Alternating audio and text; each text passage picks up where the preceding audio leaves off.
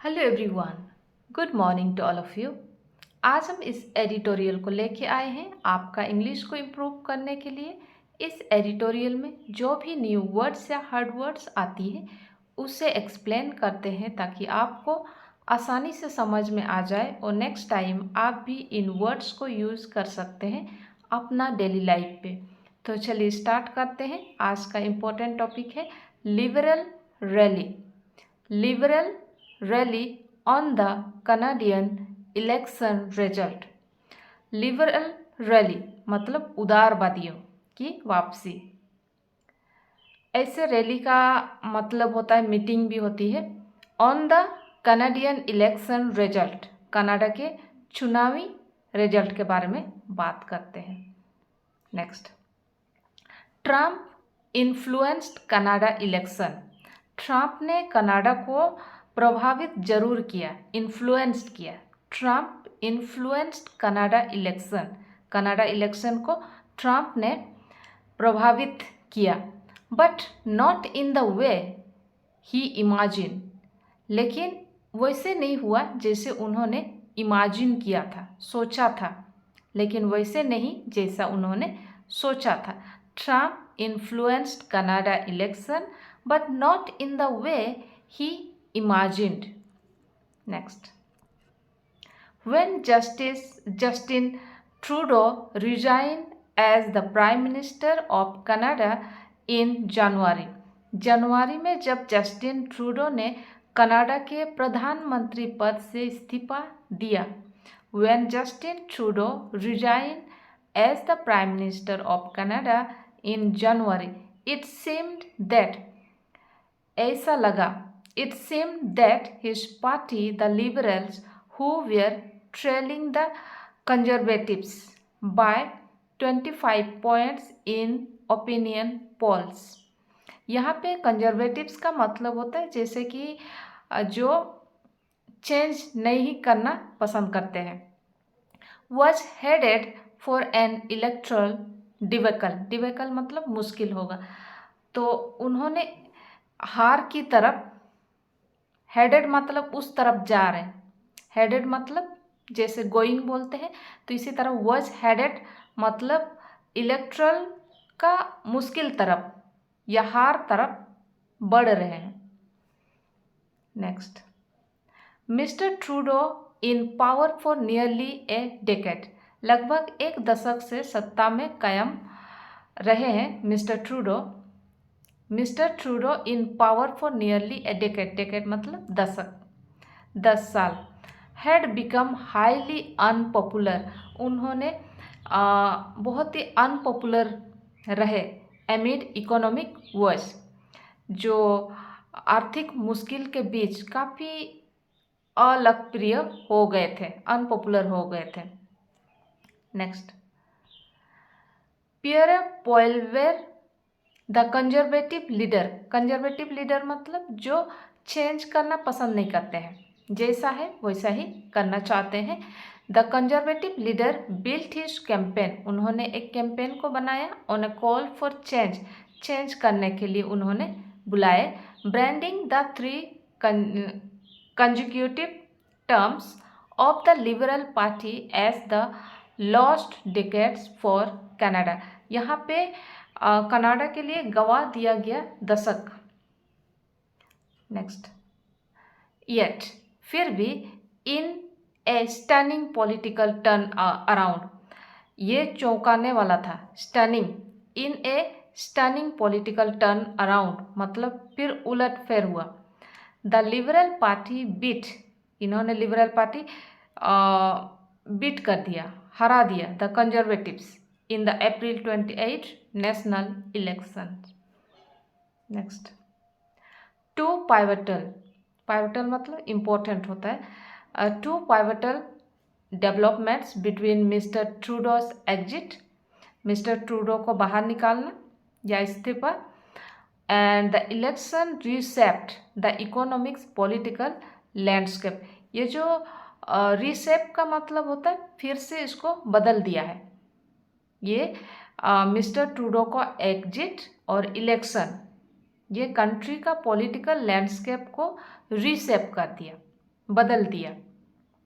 Two pivotal developments between Mr. Trudeau's exit and the elections reshaped the country's political landscape. Next. First, Mark Carney an economist. Mark Carney जो है वो economist भी है, former banker भी, was chosen as Mr Trudeau's successor. मतलब इनको चुना गया मिस्टर ट्रूडो का सक्सेसर, मतलब उत्तराधिकारी बोलते, उत्तराधिकारी, इसके बाद आने वाला। Mr Carney's distanced himself from Mr Trudeau's legacy.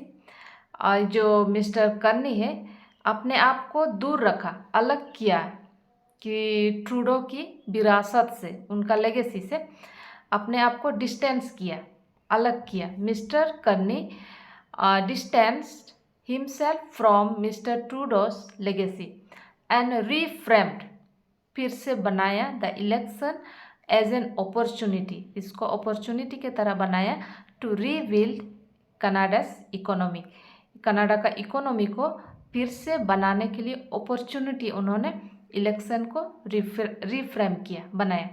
Second जो है Donald Trump's rhetoric about making Canada the 51st state, इन्होंने 51st स्टेट को बनाने के लिए उन्होंने किया। Of the US galvanized Canadian nationalism and offered a new purpose and perspective to Mr. Carney's electoral battle. Next, he presented, उन्होंने दर्शाया, present किया, himself, अपने आप को दर्शाया, he presented himself as the best candidate equipped, best candidate की तरह उन्होंने प्रेजेंट किया अपने आप को।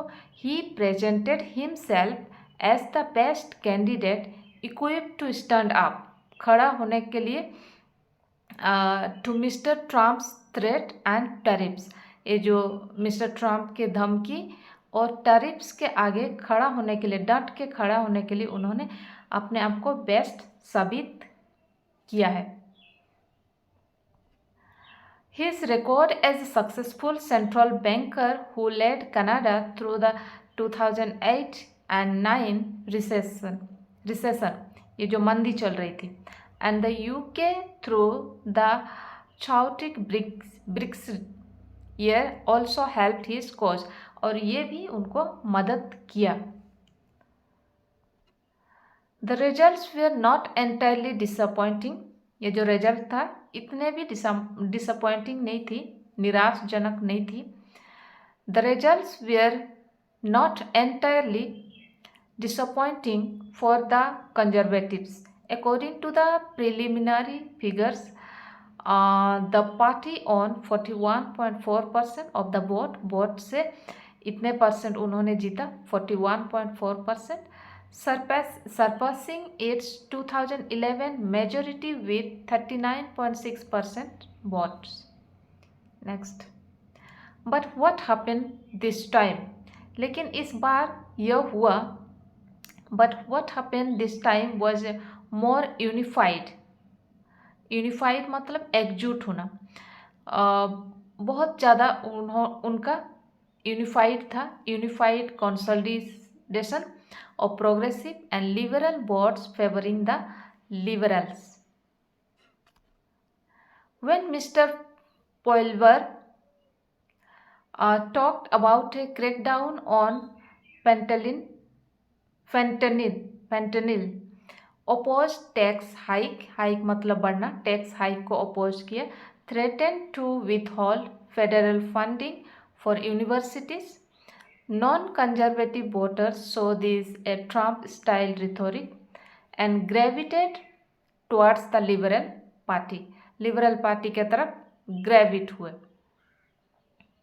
Next, the New Democratic Party led by Jagmeet Singh saw its vote share plummet from 18% in 2021 to just 6%.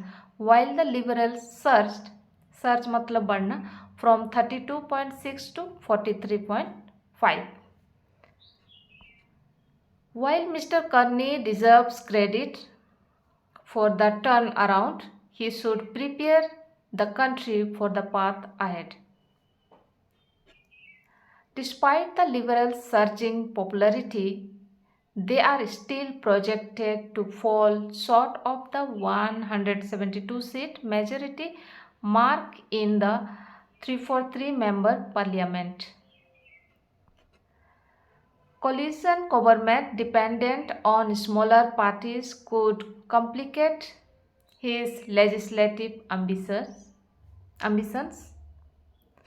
Moreover, Mr. Carney and Mr. Trump agree that the traditional relationship between Canada and the US is over, which means the leaders will have to launch talks for a new economic and security framework.